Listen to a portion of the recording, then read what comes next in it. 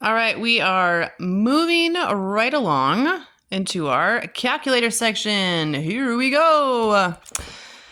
We want to isolate this root. So we're going to add x to both sides. Square root of 7x minus 40 equals negative 4 plus x. And then we're going to square both sides. That gets rid of the square root here. We have 7x minus 40. Negative 4 times x squared. Let's do this in the box. Keep ourselves organized. That is 16. This is negative 4x. This is negative 4x. This is x squared. So this equals x squared minus 8x plus 16. This is an x squared question. So I need to get this set equal to 0 first. So I'm going to move the 7x over and move the 40 over. And I've got 0 equals x squared minus 15x plus 56. And then if you factor this, x squared and 56, got to be x and x. 56 I can get to with 7 and 8. They both need to be negative to add to negative 15. Negative 8x, negative 7x. Yep. So this is 0 times x minus 7 times x minus 8. Set each of these equal to 0 and solve, and we'll get x equals 7 and x equals 8. Great. Okie dokie. Next question. All right, this has a weird fractional exponent, so I'm going to get this whole thing by itself, and then I can multiply by the reciprocal of that fractional exponent. So let's add 9 to both sides. Negative 41 plus 9 is negative 32 equals negative 1. Don't forget about that negative. 2v plus 42 to the 5/3. Let's divide by negative 1, divide by negative 1. 32, 2v plus 42 to the 5/3. All right. At this point, we can take this to the fractional exponent, That gets rid of the exponents on this side. That's the whole point here. Plus 42. And you're just going to straight up put this in your calculator. Don't bother doing this longhand. Do this in your calculator. I don't have my calculator with me, so I'm going to have to do it in my head. The 5th root of 32 is 2. 2 cubed is 8. But you're just going to put this in your calculator. Please don't work so hard on things you can use your calculator for.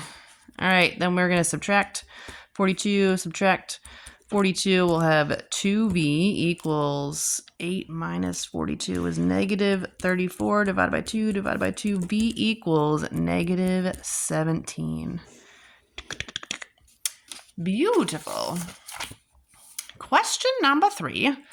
That's a cubed root. Got to get that sucker by itself. Let's subtract 5. Subtract 5. The cubed root of 2x plus 3 equals negative 3. To get this out of cube root, I'm going to cube both sides. So this becomes 2x plus 3, and negative 3 cubed is negative 27. Again, that's a calculator question. Subtract 3, 2x equals negative 30. Divide by 2, x equals negative 15. Question 4. All right, I want to get this whole thing by itself. So let's divide by negative 3. Divide by negative 3, which you would just do in your calculator.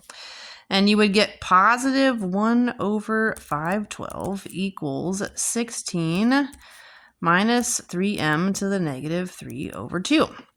I'm going to do the reciprocal exponent, negative 2/3. Negative 2/3. Again, this is a calculator question. Don't waste your time doing this by hand. That's a calculator question. 16 minus 3m. This is not going to have any exponents at all anymore. I'm going to pause so I can do this thinking offline. You don't have to hear me. All right, we should get 8 here. And then we'll subtract 16. Negative 8 equals negative 3m. Divide by negative 3. M equals 8/3. Weird answer, but is what it is. All right, number 5. I don't love you, number 5. It's okay. I'm still going to tackle you. Get one of these square roots by themselves. So let's add the other one to the other side. And we'll have the square root of 4x plus 5 equals 2 plus the square root of x plus 4. We're going to square both sides. So this is 4x plus 5 equals, do the box, keep yourself organized, 2 square root of x plus 4, 2 square root of x plus 4. 2 times 2 is 4. This is 2 square root of x plus 4, 2 square root of x plus 4. A square root times itself is the thing underneath the square root. So I've got 4 plus 4 is 8 plus x plus 4 square root of x plus 4. Okay. Now we're going to isolate this square root of x plus 4. So let's subtract 8 and subtract x. So we have 3x minus 3 equals 4 square root of x plus 4. We could divide by 4, but that doesn't make this very pretty, and we'd be squaring a strange fraction, which I don't feel like doing. So let's just square at this point and distribute our squared here. So this is 16 times x plus 4. When you square a square root, you get the thing underneath it. When you square 3x minus 3, 3x minus 3, this is 9x squared minus 9x minus 9x plus 9. So this is 9x squared minus 18x plus 9. 9x squared minus 18x plus 9 equals, let's distribute our 16, 16x plus 64. An x squared question needs to be set equal to 0 first, so let's move these things over. Minus 16x minus 16x minus 64 equals 0. So we'll have 9x squared minus 34x minus 55. If you factor this, you get 9x. And this is an x. And we need an 11 and a 5. And one of them needs to be negative.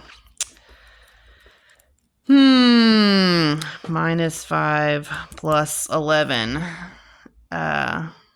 Then we'd set each of these factors equal to 0 and solve and get x equals 5 and x equals negative 11 over 9. Okay, great. Moving right along.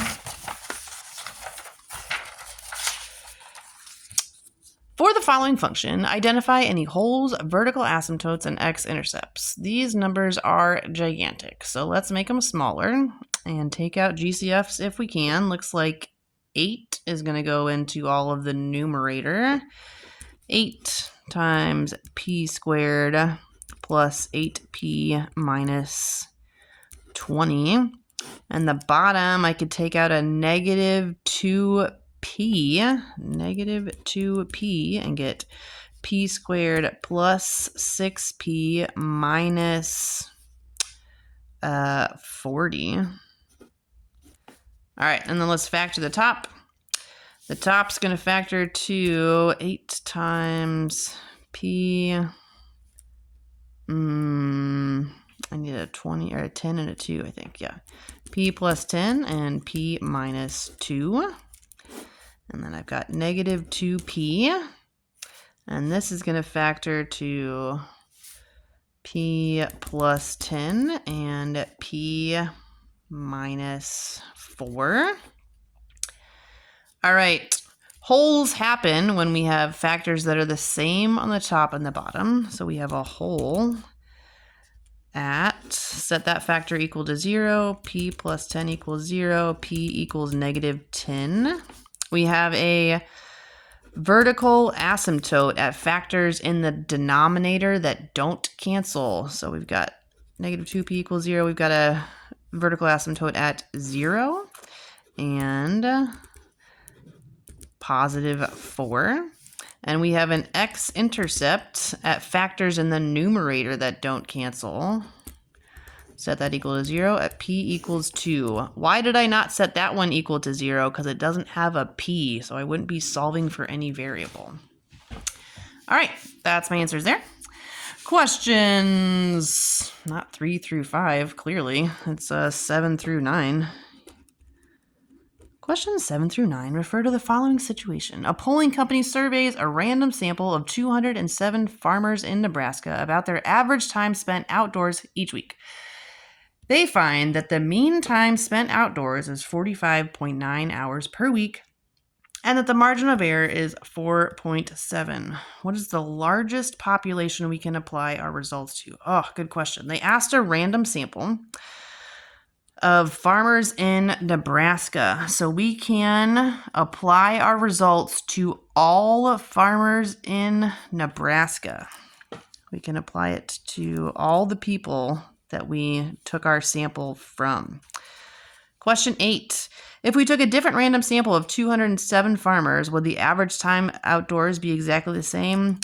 No. Every sample is going to give you different information. Every sample is slightly different. Every sample is slightly different.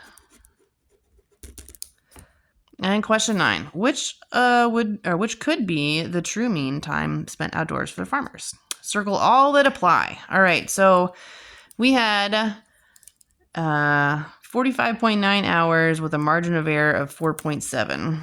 So 45.9 plus 4.7 is going to be our high end.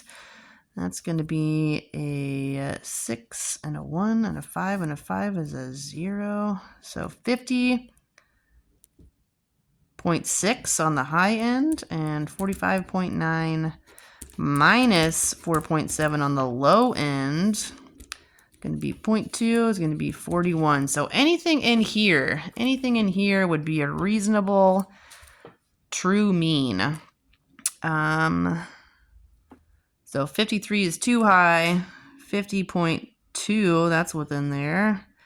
That could work. That one's too low, and A could also work. Anything within this range using our margin of error that we had. All right, great.